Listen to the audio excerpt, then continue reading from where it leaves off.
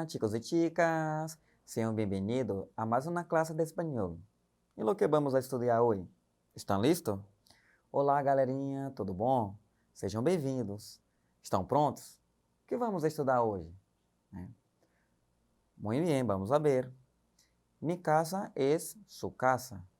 Ou seja, minha casa é sua casa. Né? É um termo bastante utilizado, né, por nós brasileiros, quando queremos receber alguém. Sempre falando, pode entrar, a casa é sua, né? Enfim, hoje vamos a estudar as partes de la casa, ou seja, vamos estudar as partes da casa, tá? Como é a estrutura, como se chama as partes, né? Como é dividido, os tipos de habitações aí, enfim, tudo relacionado a essa questão mesmo de partes da casa. Então aqui temos um texto, né? Temos um texto aí, bem conhecido para nós estudantes, né? Bem conhecido para nós estudantes da língua portuguesa, né? Aquela questãozinha, né, que fala assim, era uma casa muito engraçada, não tinha teto, não tinha nada, né? Só que em espanhol, vamos a ver? Vamos ver? Havia uma casa que era muito graciosa, não tinha teto, não tinha nada, uno não podia entrar nela devido a que a casa não tinha piso, nadie podia dormir na rede devido a que a casa não tinha a parede, nadie podia hacer pipí porque não havia banho ali, pero se hizo com gran cuidado na calle de los tontos número 0. Quer dizer, era uma casa muito engraçada, não tinha teto, não tinha nada, ninguém podia entrar nela não, porque a casa não tinha chão, ninguém podia dormir na rede, porque na casa não tinha parede, ninguém podia fazer xixi, porque pinico não tinha ali, mas era feito com muito esmero, né? Rua dos Bobos, número 0. Assim eu lembro da canção. Então vamos lá. Cada uno tiene su casa. Cada casa é única. Né? Cada casa é singular, é sua, né? É única ou não, enfim. Quais são as principais partes da casa? Vamos a ver? Há casas pequenas, né? Chicas, tá? Ou seja, pequenas, tá? Ou casas grandes, né? Enormes ali. Vamos trabalhar as partes comuns das casas, né? É mais ou menos ali o que as casas têm em comum. Sabemos que umas casas têm coisas a mais, né? Outras nem tanto. Mas assim, existem aquelas partes que assim, é o mínimo para se viver, né? O necessário, digamos assim, tá?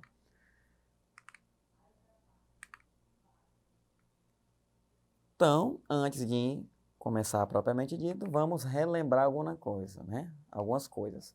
Temos casa, tá? Temos piso. Qual a diferença entre casa e piso? Como vemos, né, a própria imagem ali já nos diz, piso é relacionado, né, a apartamentos, a um empilhado. Ó, essa fonologia, né, essa parte semântica aí do piso está relacionada porque assim se diz, uma casa em cima da outra, né, se forma piso, ou seja, são várias casas, né, elas são construídas em grandes edifícios, que é para o quê? Poupar espaço, né, principalmente nas grandes metrópoles, onde se tem essa carência de espaço urbano. Então, as pessoas, para ganhar espaço, elas constroem as casas umas sobre as outras, né? E se formam os apartamentos, né? Ou os grandes edifícios. Em espanhol, nós chamamos de piso, tá? E temos a comum casa. Apartamento, tá? Piso é sinônimo de apartamento.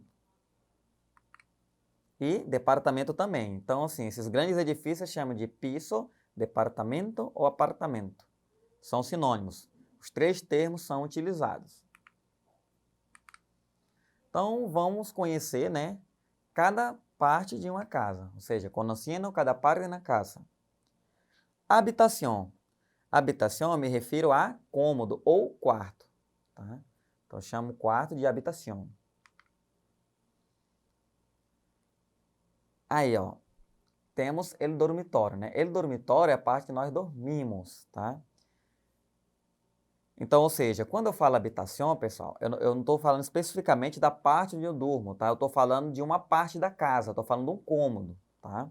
Que pode ser qualquer parte da casa. Quando eu quero se referir, tipo assim, eu tenho, assim, aqui no Brasil, eu tenho uma casa que tem quatro partes, né? Em espanhol eu digo, ó, mi casa tiene 4 habitaciones, ou seja, ela é dividida em 4 partes.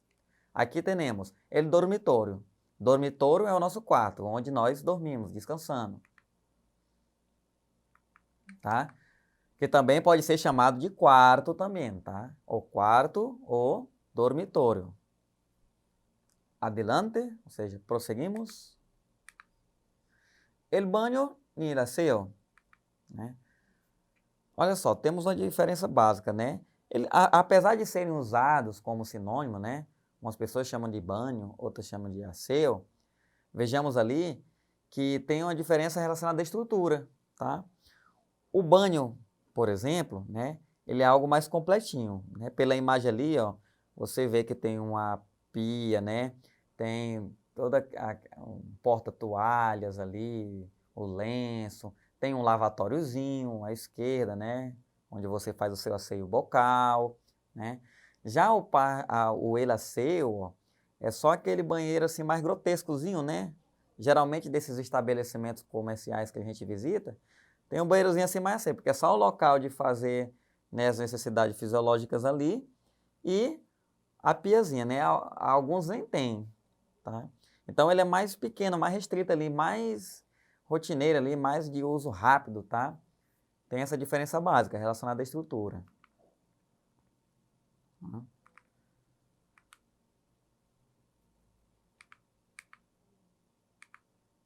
Temos o despacho. O que é o despacho? Um escritório ou sala de estudos, né?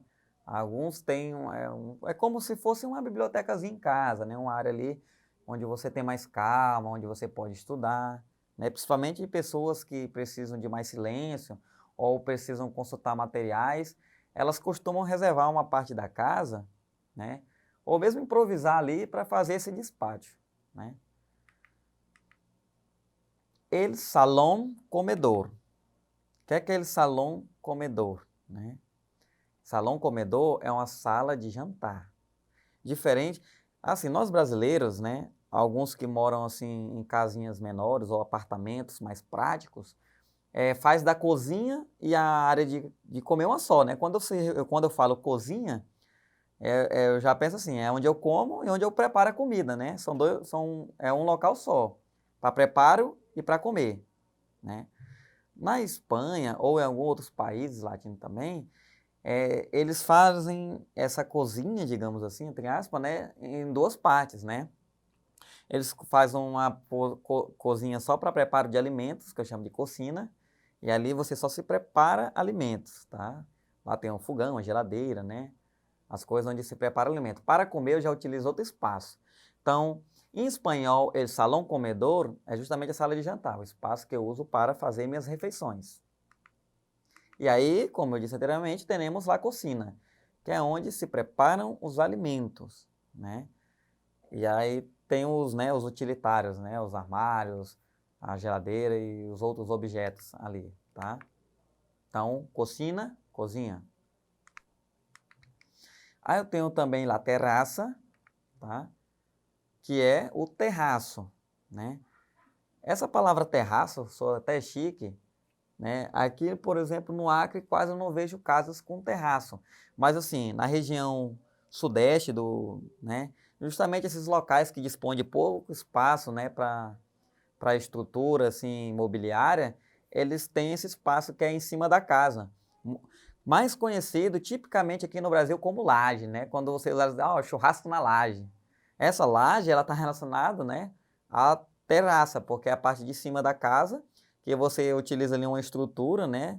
Você faz o forro com gesso e aí você tem uma estrutura em cima para poder fazer um outro espaço para churrasco, para confraternização, né, aniversário de família. Então, esse espaço eu chamo de terraça espanhol, né? Aqui no Acre, quase não se vê casas com esse tipo de estrutura, até porque nós temos muito espaço, né? Quando você quer fazer alguma fraternização, você utiliza a varanda, o quintal, sei lá, outro espaço. E aí temos a casa como um todo, né? Dormitório, el aseo, la cocina, el baño, salão comedor, despacho, terraça, tá? Tudo divididinho aí em ordem. Vamos exercitar, ou seja, vamos exercitar. Vamos lá, atividades práticas, né? Completen las oraciones con las partes de la casa que estudiamos, né? Ou seja, complete as orações com as partes da casa que estudamos. Letra A.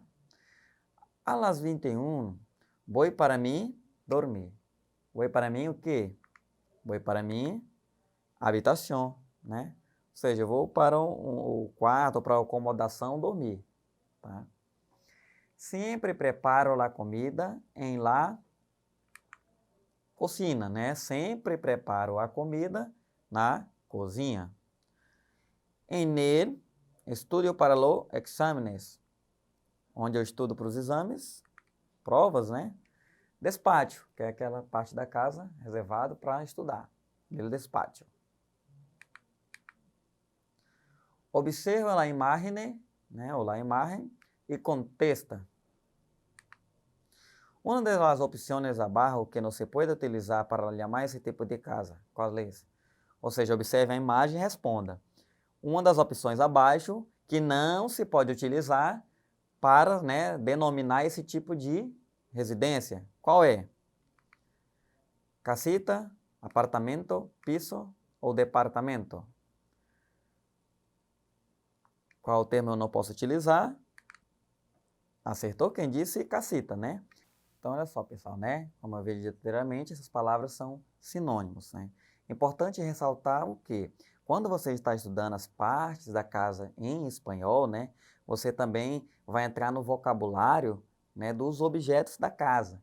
Então, é importante que vocês se aprofundem nisso aí, porque tem bastante utensílios numa casa, né? Móveis, né? A questão da mobília, que também faz inferência a essa questão das partes da casa, né? Uma está relacionada à outra, né?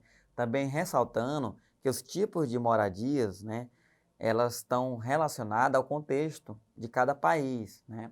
Por exemplo, aqui no Brasil as casas são construídas, né, numa certa forma, até mesmo em estados, né, se diverge essa questão da diferença entre as casas, porque essa é uma questão também geográfica, tá? Para ter determinado tipo de residência, existe a questão geográfica, de território, de espaço urbano, de essa questão mesmo da globalização.